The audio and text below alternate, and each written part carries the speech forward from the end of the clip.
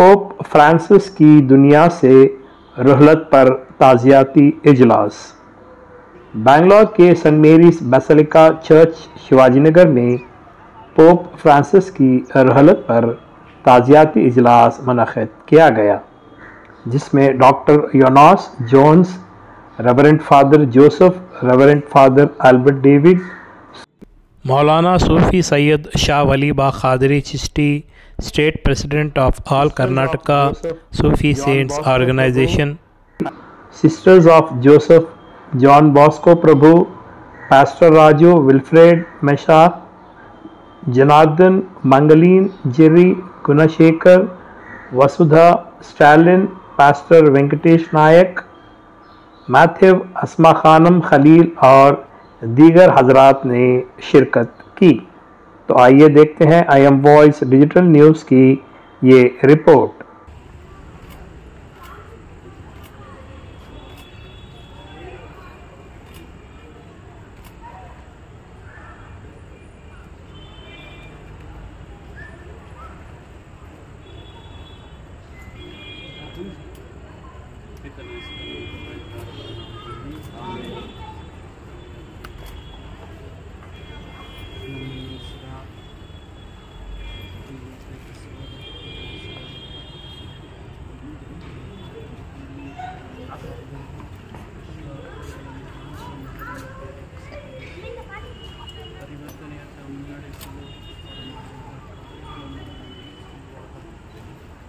ಅವರ ಪ್ರೀತಿಯಲ್ಲಿ ನಿಮ್ಮನ್ನೇ ವಿಶ್ವಾಸಿಸುವುದು, ನಿಮ್ಮ ಪ್ರೀತಿಯನ್ನು ಕಣಿಯಲು ನಿಮ್ಮ ವಿಶ್ವಾಸವನ್ನು. Yes, Father, today you have arranged a condolence meet here in the church. So what do you like to convey the message to the people? My message to the people is that we are really sad for our loss of our Pope Francis. The Pope was very inspirational in his thoughts, in his way, in his speaking, and he lived his talk and always helping the poor, the needy and the marginalized. We have seen his works, maybe his writings, his doings. This all were related to, showed us how humble he is and how to the nature of Christ he was in his life, especially the writings of Laudato Si. He humbled himself and said that we are not the masters of the universe, we are only just stewards. We have given responsibility to take care of the nature, and also regarding this recent wars which are going on. Pope Francis raised his voice against all this, and he wanted to have peace and serenity in the world. And today when we reflect about all his life, his service, we really feel sad, we are really deepened, who always said that let there be joy because we are people of Christ. And today when we remember all his works, really he was a very inspirational, instrumental in doing his work according to the will of our Lord Jesus Christ. यहाँ पर Saint basilica church में हमारे doctor Yunus Jones और जितने भी इनके दोस्त अहबाबी नहीं, और हमारे इस चर्च के फादरी जोसेफ सर, फादरी Joseph Albert Joseph sir, father Albert और फादर जोसेफ, दोनों भी यहाँ पर यहाँ इसके अंदर इनकी सरपरस्ती में जो आनजहानी पोप फ्रांसिस जो आलमी सतह के जो इटाली के पोप थी, उनकी जो रुहलत फरमा जाने पर जो है यहाँ पर एक ताज़ियती प्रोग्राम मुनक़्क़िद किया गया। इसमें जो है उनके कदों काबिशों को 80 पर 8 साल की उम्र में वो रुहलत फरमा गए। पोप फ्रांसिस से उनकी जो तमाम खिदमत थी वो इंसानियत के लिए, हिंदू मुस्लिम कौमी यकजहती के लिए, तमाम दुनिया उनको याद करती है। आज जितने भी ईसाई बरादरी के हमारे भाई बहन हैं, जितने भी हैं, तमाम के दिलों को जो दुख पहुंचा है, उनके रुहलत फरमा जाने पर उनको जो है अल्लाह ताला गॉड देवरू सब्र अता फ़रमाएँ और उनको जो है सहानुभूति अता फ़रमाएँ। साथ ही साथ इसके ये तमाम दुनिया में हिंदू मुस्लिम सिख ईसाई तमाम लोग, हम लोग हैं, भाई भाई हैं। और we all are the sons of holy books, जिसके तहत जो है तमाम के लिए ये हम जो है दिली इनको खिराज व तहसीन पेश करते हैं तमाम फादरियों के साथ। ನಾವು ಇವತ್ತು ಸೆಂಟ್ ಬೆಸಲಿಕಾ ಈ ಚರ್ಚಿನ ಆವರಣದಲ್ಲಿ ಫಾದರ್ ಆಲ್ಬರ್ಟ್ ಮತ್ತು ಫಾದರ್ ಜಾನ್ಸ್ ಜೊತೆಗೂಡಿ ಫಾದರ್ ಜೋಸೆಫ್ ಜೊತೆಗೂಡಿ ಇಲ್ಲಿ ಶ್ರದ್ಧಾಂಜಲಿ ಕಾರ್ಯಕ್ರಮ ಹಮ್ಮಿಕೊಂಡಿರುವಂತಹ ಡಾಕ್ಟರ್ ಯೂನುಸ್ ಜಾನ್ಸ್ ಹಾಗೂ ಇವರಿಗೆಲ್ಲ ಸ್ನೇಹಿತರು ಮತ್ತು ಯಾರ್ಯಾರಿದ್ದಾರೆ ಸಹೋದರ ಸಹೋದರಿಯರು, ಸಿಸ್ಟರ್ಸು, ಬ್ರಾದರ್ಸ್ ಎಲ್ಲರೂ ಸೇರಿ ಇವತ್ತು ನಾವು ವಿಶ್ವ ಪ್ರಖ್ಯಾತ ಮತ್ತು ವಿಶ್ವದ ಒಂದು ಕ್ರೈಸ್ತ ಸಮುದಾಯಕ್ಕೆ ದೊಡ್ಡ ಗುರುಗಳಾದಂತಹ ಪೋಪ್ ಫ್ರಾನ್ಸಿಸ್ ಅವರು 88 ವರ್ಷದ ವಯಸ್ಸಿನಲ್ಲಿ ನಿಧನಗೊಂಡಿದ್ದಾರೆ. ಇಟಾಲಿಯ ಅವರು ಇದರಲ್ಲಿ ಇಡೀ ವಿಶ್ವದಾದ್ಯಂತ ಎಲ್ಲ ಕ್ರೈಸ್ತ ಸಮುದಾಯಕ್ಕೆ ಸಹೋದರ ಸಹೋದರಿಯರಿಗೆ ಪೋಪ್ ಫ್ರಾನ್ಸಿಸ್ ಅವರು ನಿಧನಗೊಂಡಿರುವಂತಹ ಆ ದುಃಖ ಸಂತಾಪ ಮರೆಯಲಾರದಂತಹ ಒಂದು ದುಃಖ ಸಂತಾಪ ಅವರೆಲ್ಲರಿಗೂ ಆ ಭಗವಂತ ಅಲ್ಲಾ ಪರಮಾತ್ಮ ಗಾಡ್ ಸಹನೆ ನೀಡಲಿ ಅಂತ ನಾವು ಪ್ರಾರ್ಥಿಸುತ್ತೇವೆ. ಮತ್ತು ನಾವೆಲ್ಲರೂ ವಿಶ್ವದಾದ್ಯಂತ ಹಿಂದೂ, ಮುಸ್ಲಿಂ, ಸಿಖ್, ಇಸಾಯಿಗಳು ಎಲ್ಲರೂ ಒಗ್ಗೂಡಿ ಇವತ್ತು ನಾವು ಶ್ರದ್ಧಾಂಜಲಿಯನ್ನು ಅರ್ಪಿಸ್ತಾ ಇದ್ದೀವಿ. ದೇವರು ಅವ್ರಿಗೆ ಅವ್ರ ಆತ್ಮಕ್ಕೆ ಶಾಂತಿ ನೀಡಲಿ, ದೇವರು ಅವ್ರಿಗೆ ಅವ್ರ ಆತ್ಮಕ್ಕೆ ಶಾಂತಿ ನೀಡಲಿ.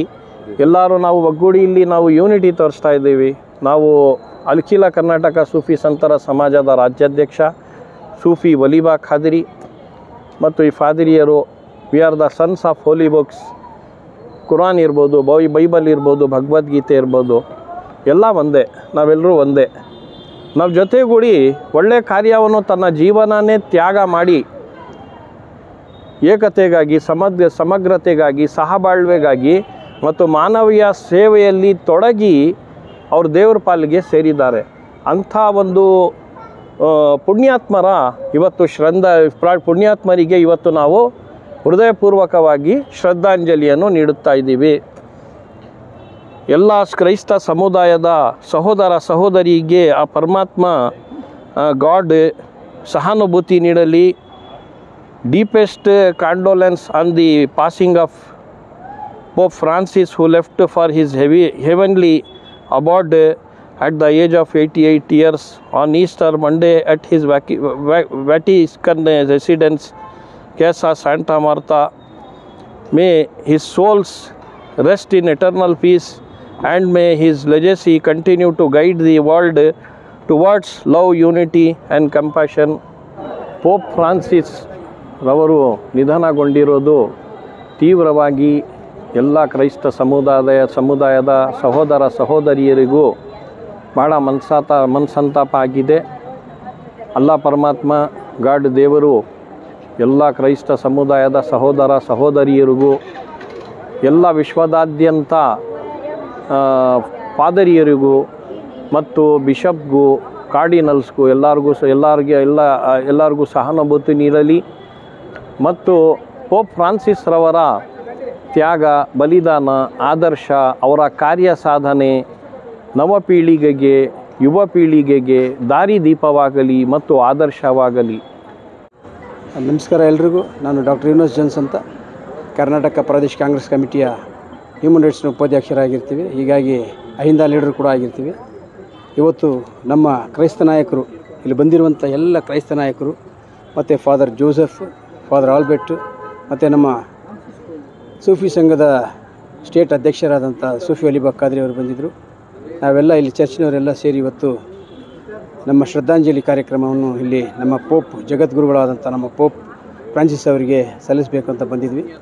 ಹೀಗಾಗಿ ಅವರು ಎಷ್ಟು ಸಹೃದಯರು ಅಂದರೆ ಇಡೀ ನಮ್ಮ ಮಾನವ ಕುಲಕ್ಕೆ ಇಷ್ಟು ಜನ ಪೋಪ್ ಬಂದಿರ್ಬೋದು, ಹೋಗಿರ್ಬೋದು, ಆದರೂ ಕೂಡ ಇವರು ನಮ್ಮ ಯೂನಿಟಿ ಇನ್ ಡೈವರ್ಸಿಟಿ ಅಂತ ನಾವೇನಿಲ್ಲಿ ಬೆಂಗಳೂರಲ್ಲಿ ಮಾಡ್ತೀವಿ, ಅದನ್ನು ಅವರು ವರ್ಲ್ಡ್ ಲೆವೆಲಲ್ಲಿ ಮಾಡಿದ್ದಾರೆ.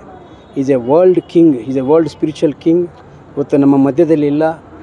ಅವರ ಸಹಾನುಭೂತಿ, ಅವರ ನಡವಳಿಕೆ, ಅವರ ದಾರಿ ಇವತ್ತು ನಮಗೆ ಒಳ್ಳೆಯ ದಾರಿದೀಪವಾಗಿ ನಾವೆಲ್ಲ ಮುಂದಾಲೋಚನೆ ಮಾಡಿ ಅವ್ರ ಹಿಂದೆ ಹೋಗಲಿಕ್ಕೆ ಜೀಸಸ್ ಕ್ರೈಸ್ಟ್ ಹೆಂಗಿದ್ರು ಅದರಲ್ಲಿ ಕೂಡ ಅವರು ಕೂಡ ಅವರ ಅನುಯಾಯಿಗಳಾಗಿ ನಮ್ಮ ಜೊತೆ ಅವರು ನಮ್ಮನ್ನು ಮುಂದುವರಿಸಿದ್ದಾರೆ.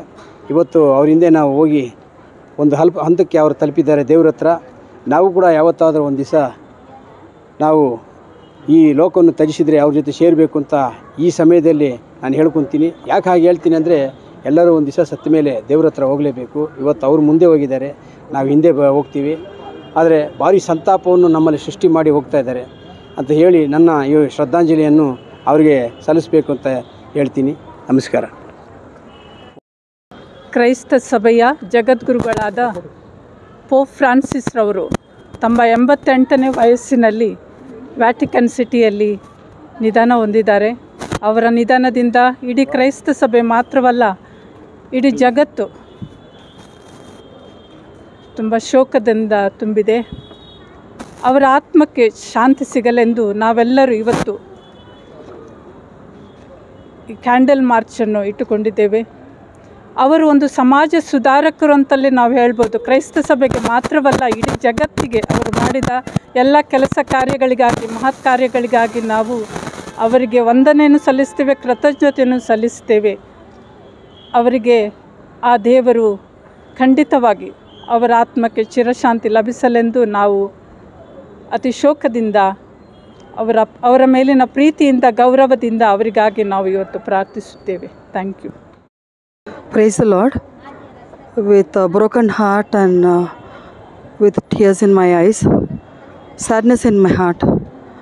He is a wonderful person in this world. He has come here to give lot of counsels, and almost 12 years he has served his service towards mankind.